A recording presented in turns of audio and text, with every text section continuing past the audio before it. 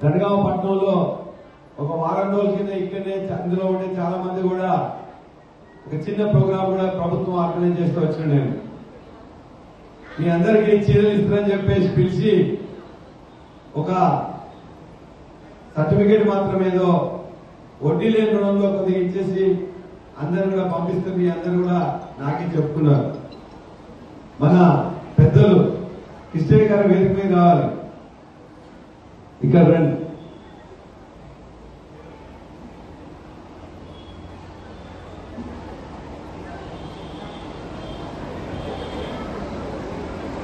మా అక్కజల్లు వాళ్ళందరూ కూడా చాలా మంది వచ్చిండ్రు. నేను ఎక్కువ విషయాలు చెప్పాను. ఒకటి, నేను మీ దగ్గరికి ఎమ్మెల్యేగా పోటీ చేస్తాను వచ్చినప్పుడు మీ జనగామ పట్టణం మొత్తం కూడా నన్ను అక్కజల్లు అన్నదమ్ములు కూడా నన్ను ఆశీర్వదించారు.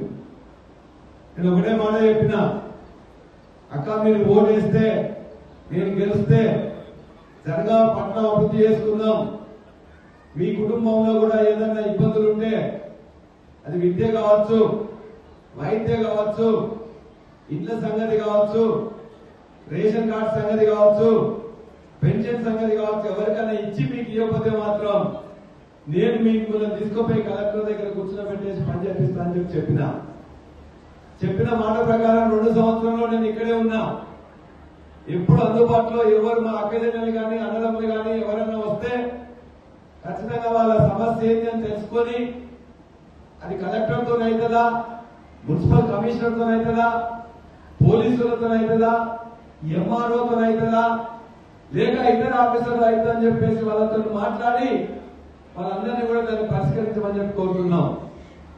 నాకు సంబంధించింది కొన్ని ఇళ్లు కూడా ఖచ్చితంగా ఇందిరమ్మ ఇల్లు ఇవ్వాలంటే కొద్దిగానే ఇచ్చిండ్రు, 40% ఇస్తున్నారని చెప్పేసి. జనగామ పట్టణంలో కూడా ప్రతి వార్డులో కూడా దరిదాపుగా ఒక 5 ఇళ్లు పెట్టడానికని చేసినాం. కొన్ని ఇచ్చిండ్రు, కొన్ని ఇవ్వలే, మళ్ళీ ఇప్పుడు ఇస్తామని చెప్పిండ్రు. ఇవాళ కూడా ఇక్కడ ఇల్లు లేని వాళ్ళు చాలా మంది ఉన్నారు.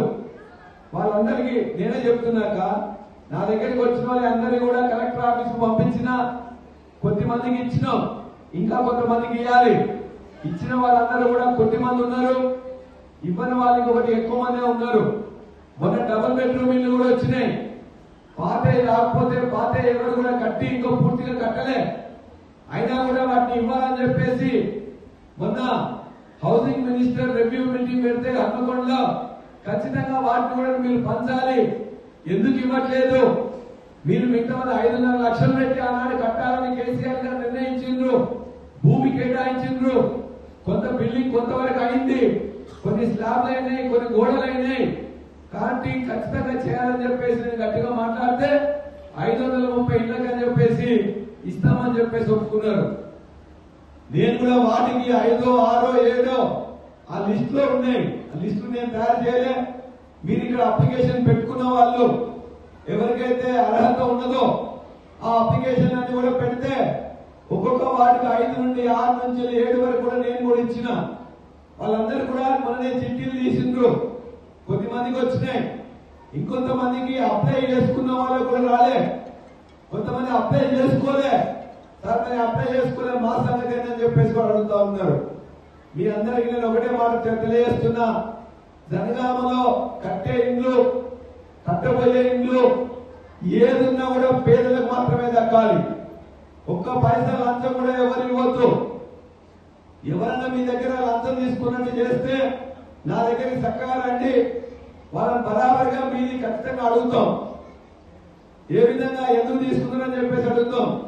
మా ద్వారా 30 మంది కౌన్సిలర్ అభ్యర్థులు కానీ కౌన్సిలర్ గా ఉన్న వాళ్ళు కానీ ₹1 తీసుకోకుండా ఇలా 5, 6, 7 పేర్లు ఇచ్చిండ్రు.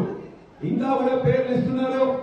వాళ్ళకు కూడా వచ్చే 10-15 రోజుల్లో ఎన్నికల ముందే వాళ్ళు వస్తే ప్రయత్నం చేస్తాం.